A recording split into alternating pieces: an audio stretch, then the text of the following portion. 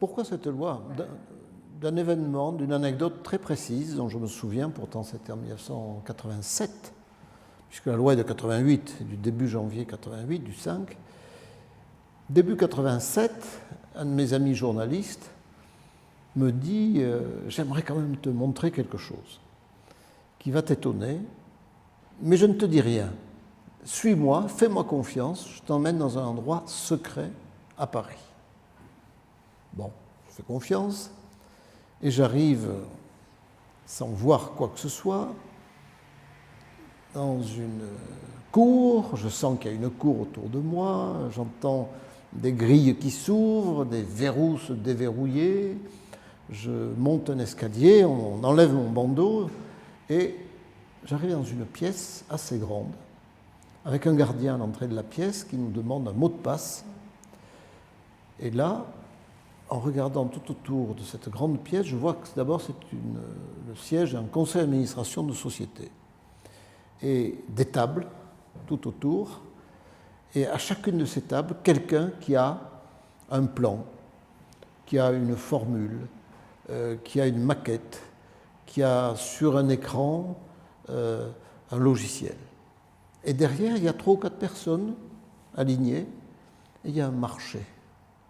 C'est-à-dire que celui qui détient ces objets ou ces formules sur les écrans, il dit des prix et selon ce que les acheteurs éventuels répondent, il vend ou il ne vend pas. Et je suis stupéfait par ça. Le journaliste en question, il est journaliste, il prend des photos, mais quelqu'un dans la pièce s'en aperçoit et nous sommes vraiment chassés manu militari et priés de dégager.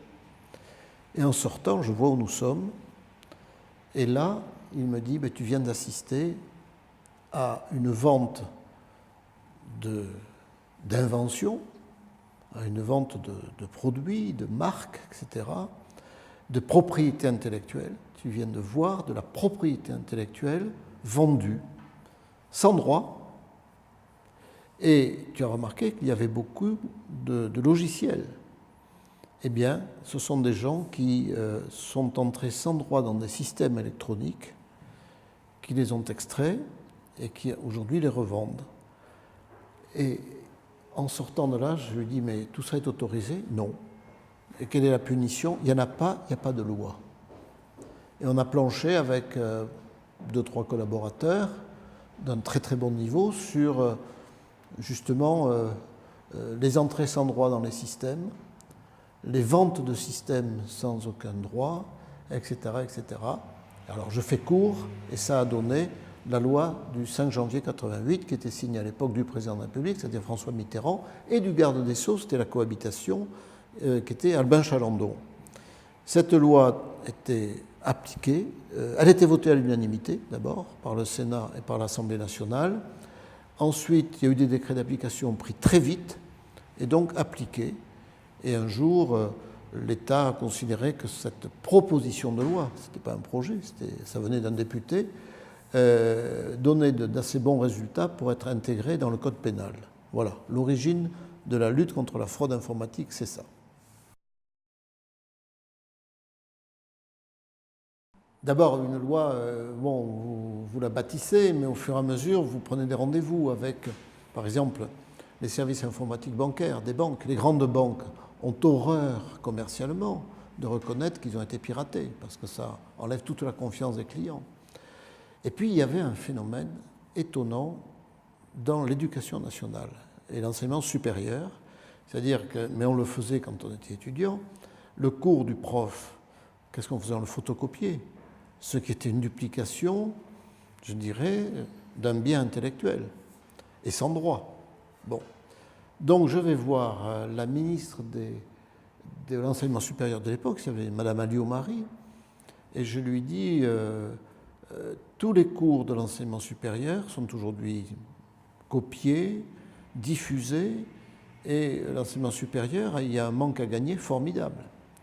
Elle me dit oui, mais qu'est-ce que tu imagines pour lutter contre cette fraude organisée? Je lui dis c'est simple, c'est qu'il faut négocier avec les éditeurs de logiciels, qu'ils baissent leurs prix et qu'ensuite vous vous protégiez. Alors, elle m'a dit oui, mais Nous, on n'a pas les crédits pour faire ça. Je lui dis, écoute, je connais bien les éditeurs parce qu'ils sont intéressés par ma proposition de loi à venir. Si j'obtiens qu'ils baissent leur prix, est-ce que vous mettrez des crédits supplémentaires? Elle a été très compréhensive, sauf que obtenir des crédits supplémentaires, c'était déjà pas à la mode. Ça l'est encore moins aujourd'hui, mais c'était pas à la mode. Et il a fallu que je sois convaincant avec les éditeurs en particulier. Et j'ai trouvé un exemple très précis. J'aurais dit, imaginez un lycée technique qui a une spécialisation mécanique automobile, mais ils n'ont pas les moyens d'avoir des voitures à démonter ou des moteurs à remonter pour leurs élèves. Qu'est-ce qu'ils font? Alors quelqu'un me dit, ils les éduquent sur du papier. Sinon, ils vont voler une voiture. Et en volant une voiture, ils l'amènent au lycée. Voilà, les élèves travaillent sur une voiture volée. Oh, surprise autour de moi, je dis, mais quand vous volez, quand il est volé des logiciels, c'est exactement la même chose. Et ils ont compris toute la mécanique du détournement des logiciels sans droit. Voilà. C'est convaincant.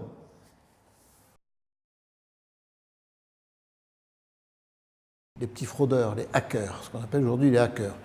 Dans le langage informatique de l'époque, ça s'appelait les cyclistes. Alors, ils détournaient un truc, ils volaient bon, ils entraient sans droit, mais ils étaient considérés comme sympathiques. C'était un peu Robin des Bois. On l'a vu sur la loi Hadopi.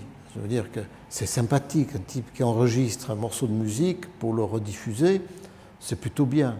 Sauf que ça ruine complètement les inventeurs et les créateurs artistiques. Et j'ai dû expliquer que toute la loi de protection des droits, Charles Cros, ce qu'on appelle l'Académie Charles Cros aujourd'hui, l'organisme qui aujourd'hui redistribue les droits aux auteurs-compositeurs quand les morceaux sont joués, ça permet la création artistique. Et pourquoi Voltaire et Rousseau sont partis à Amsterdam et à Genève?